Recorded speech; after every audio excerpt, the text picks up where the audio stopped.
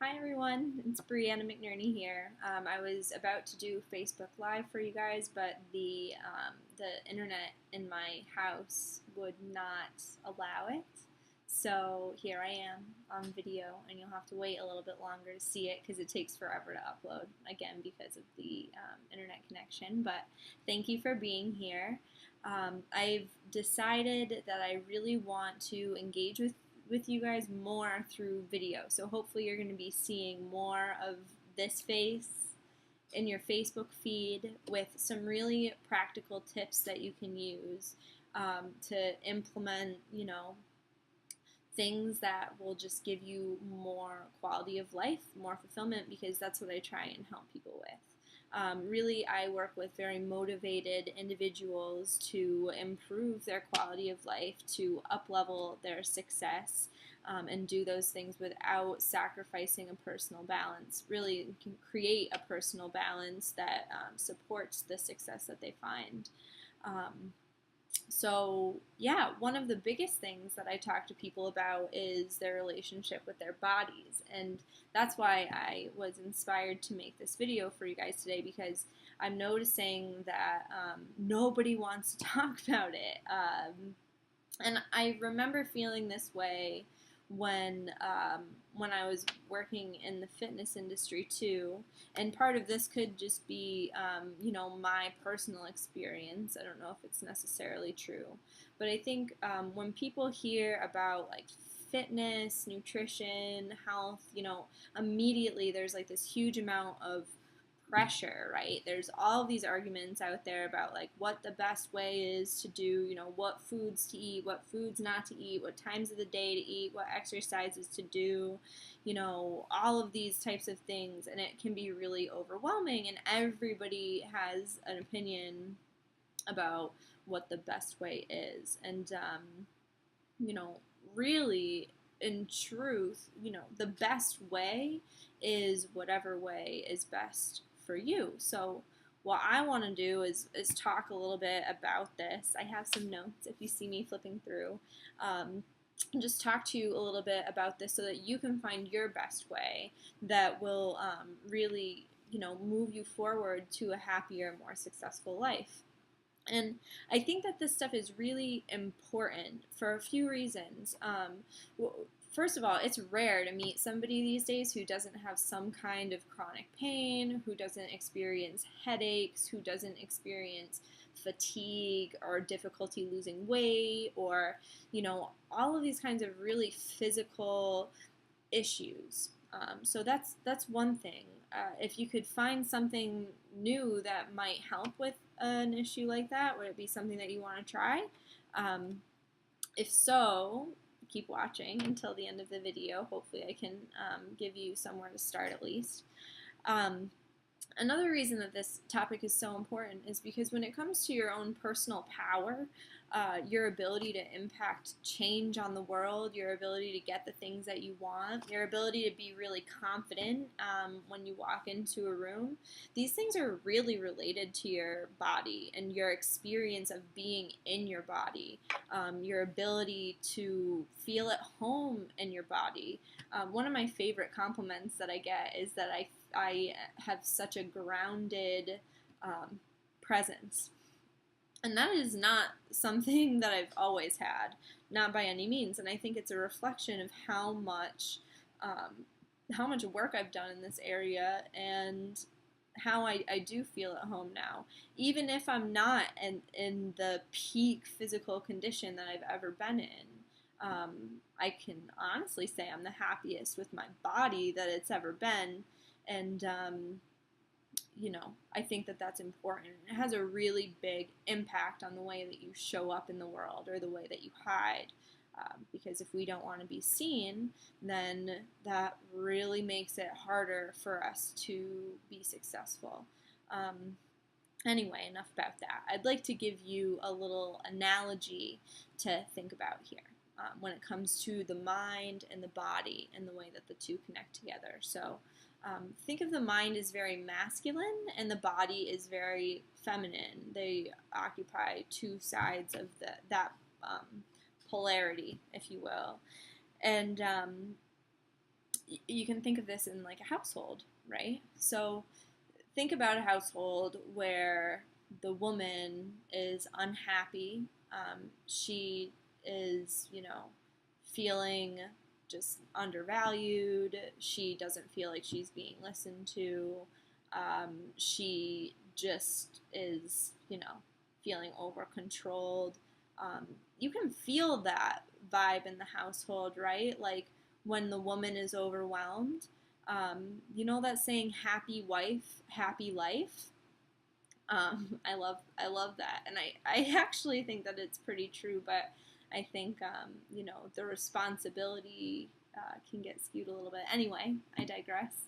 So the analogy of a household with the body as the woman and the mind as the man, it's it's similar in the way that these things play out in the physical realm. So, like, if there's an issue going on in your body, it's really hard to have a positive experience of your life overall. If you're experiencing any kind of pain or uncomfortable sensation, like, you feel that in your life, in your mental clarity. It impacts all different areas, yeah.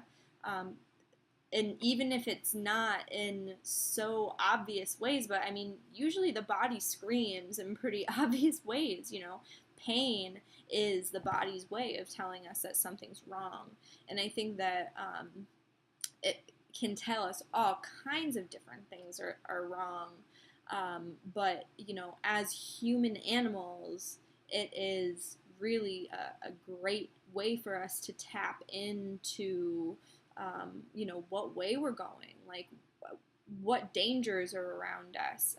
When we're not so connected to our bodies, it's easy to lose direction, lose focus, and just be kind of overwhelmed with the potential of making that relationship one that's positive again when you're feeling really in pain, when you're feeling like it takes way too much freaking effort to get your body happy. Like, what the hell does it want, right? Especially when you're already doing everything that you can think of to make it feel better. You're exercising, you're trying to eat right, you're going to the doctors regularly, you're doing all these things. Like, what the heck is that all about, right? Well, so I want to go back to the house analogy, right? As women, what does a woman really want? Like, above all other things, what is it that she's looking for? If you're anything like me, what she wants is to be listened to, right? She wants to be understood and she wants to be cared for. Because think about that house. If the woman is unhappy and, the man, the kids, whatever, they're going around, they're doing tasks to, like, kind of walking on eggshells to try and do the tasks that she's asking them to do to make her happy. But she's still not happy, is she? I mean, if the people are all walking on eggshells, that doesn't necessarily make women happy. What does she want? She wants you to understand the point. She wants you to listen to her, right? That is the best way to approach the relationship with your body, is to really build a collaboration, build a connection, rather than just like throwing haphazardly these things at it that you think that it should want, right? So hopefully I'm not being too like unclear there. If anybody has any questions about any of this, I really hope that you'll message me or email me. I'll make sure to put contact information in the comment section here. But so back to the body, and I would like to give some like clear examples of how this works, right? Especially for those of you who do have an existing fitness routine and you're like, all right, well, this is great, but what the heck do I do about it? Like, I want somebody to tell me what to do. if you are in a fitness routine, I think overall the biggest point to make here is that if you're doing anything because you feel like you should be doing it, or you feel like you need to do it to get the result that you want, um,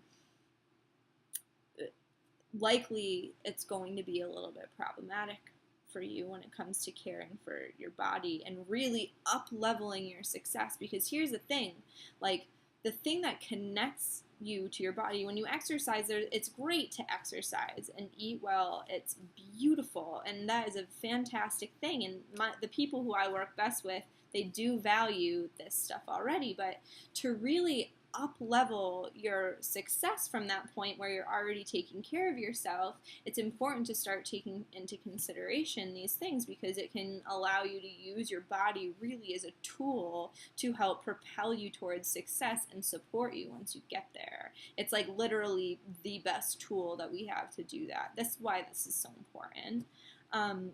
So maybe the mistake here, back to the mistake, is that if you're exercising a lot and you're doing it in a way that you feel like you should do it, to get a body that you think you should have, or that you think is better than the one that you have now, you know, let me know how that's working out for you.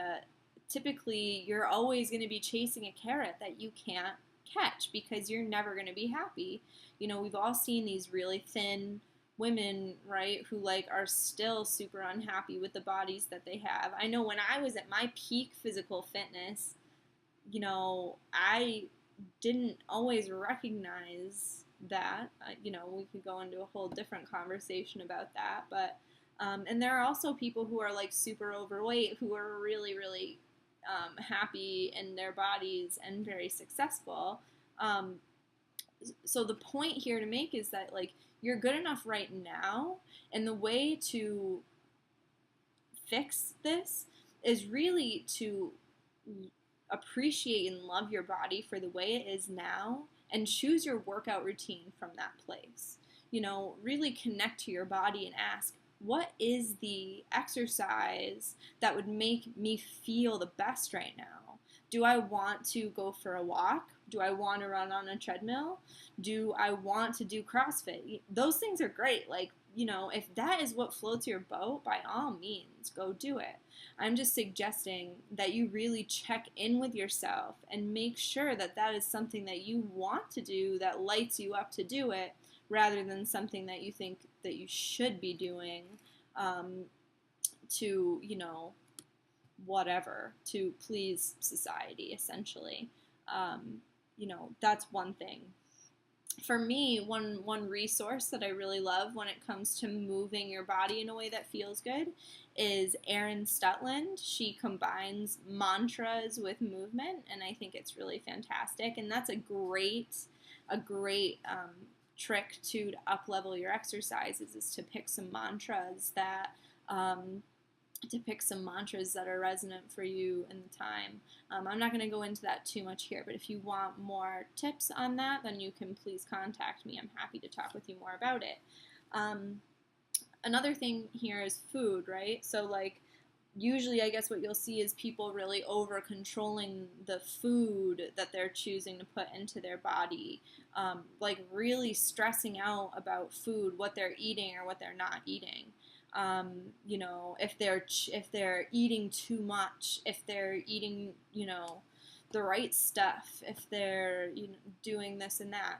And it's all well and good. Vegetables are healthy, they're important, they give you superpowers, I think.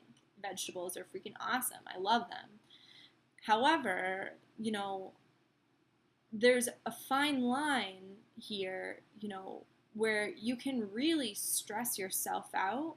And if you're that person who's like stressing yourself out over whether or not you're eating the right things, that's doing you more harm than good. Stress kills, and it keeps weight on also, and it creates a lot of physical symptoms in the body. So, like, if you're stressing out about the nutrition piece, then, you know, you should contact me. I would love to help you with it. Honestly, I really, really would. But so it can send us into a real like stress response, right? When we think our food supply is limited, that we're not going to be able to get the food that we need, like on a very physical, very human, animal level, we're like, shit, we're stressed out and we want to eat everything. Um, and we're sent a lot of messages. Like part of the reason that these things become an issue is because, you know, first of all, our society has really valued that, you know, masculine energy, do, like high achieving, you know, realm of things, which is great, and it's taken a lot of mental power. However, like we've kind of lost the knowledge about how to connect with our bodies and how to really trust our bodies. We get a lot of messages that we can't trust the signals that our body is telling us, especially when it comes to food, you know, because we start craving chocolate cake or we start craving potato chips and like all of these things. Which, like, yeah, if you eat that stuff all the time, it's going to make you put on weight, yeah, but, like, if you're craving these things, it's important to know that there is a reason that you are, and typically it's that you're stressed out by something or another because you're craving fat, sugar, salt, and also, side note, if you haven't been eating vegetables all the time, you know, when you're eating a lot of fat, sugar, salt, you're going to crave more. So, like, if this information is new to you and you're looking to just start a health routine, know that, like, right away it's going to take some understanding to build that trust with your body. It's going to take an understanding of what's going on and why it's going on before you can really trust the feedback that your body is giving you about what it needs. But that is honestly the best way to eat consistently to reduce stress and promote your physical health. I hope that this isn't too confusing for you guys. If any questions come up, you know, sometimes I can go a little bit. So again, never hesitate to contact me with questions. But a couple really good resources for the food piece when it comes to this stuff. You can Google intuitive eating if you've never heard of it. This is kind of like a good realm to kind of dive into these concepts that I'm talking about. A person who I've read her books on food and nutrition. Her name is Alex Jamieson, and I can put these names in the comments too, so that you'll have access to them if you're looking for extra support in those ways. And I wanted to end with a little kind of exercise that you can use, because if you haven't been really connected to your body, collaborating with it, communicating about what its needs are in the moment, it can feel a little bit overwhelming, the thought of dropping in and asking it what it wants. This can be overwhelming for a lot of reasons. First of all, because it's new. Second of all, a lot of times if we've had negative experiences or like any kind of traumatic experiences, those live in the body. And sometimes if you go into your body, some pain can come up with it. So it's always okay to choose not to go into your body. I would really suggest getting some support around that issue if that sounds like you. Because I've had traumatic instances happen in my life, and I know that I was very disconnected from my body for a long time, but it is possible to reconnect in a way that feels safe. And I think that it's a very powerful thing to do, to reconnect to your body in a way that makes it feel safe after you've had negative experiences happen. So, yeah, here's a little exercise that you can use. So, and people relate to information in different ways, so I want to use some different options here. One thing that you can do is really tune into your senses. So, like, touch a certain part of your body and feel how it feels, and really tune into what the experience is that you're having. Feel it, or try and engage a certain muscle and connect to it. This is a really great thing that can enhance your exercises too. If you want more information about that, again, contact me directly. I'm happy to talk about it. So engaging a muscle, touching yourself, and really engaging in the experience to connect with your body and ask what it wants. You can tune into your senses. What are you hearing in a moment? Then that can really help you drop into your body. Or what are you visually seeing? That can be very helpful. Another thing, sometimes people still have problems relating to themselves. So, like, picture somebody who is very, very happy in their body. You can picture me if you want. Or picture, somebody who you perceive as being like the best thing since sliced bread. Like, I don't know. I won't throw names out here, like celebrities, people who have whatever it is that you kind of see as your goal, like that thing that you want.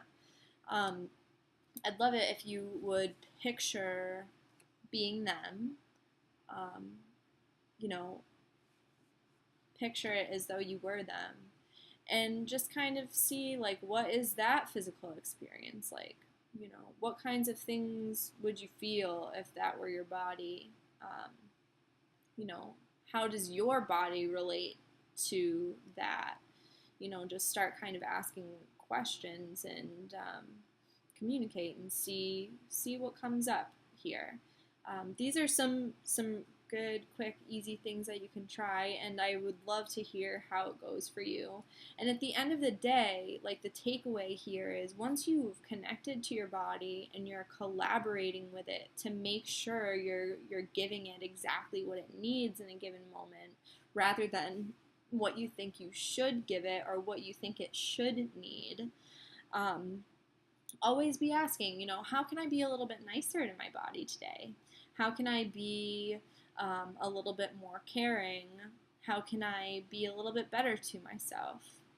When you come at your self-care, your fitness routine, your healthcare routine, and all types of self-care from this angle, it'll make a really huge difference in your life.